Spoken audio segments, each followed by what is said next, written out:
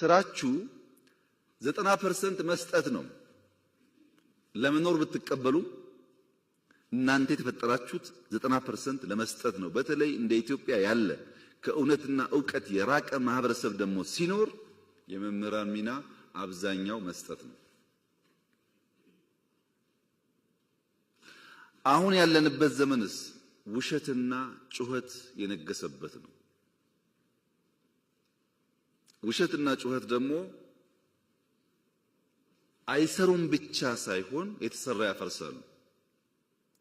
ፖስት ትሩዝ የሚባለው ዘመን ድህረ እውነት የሚባለው ዘመን ዋነኛ ዓላማው ምንድነው?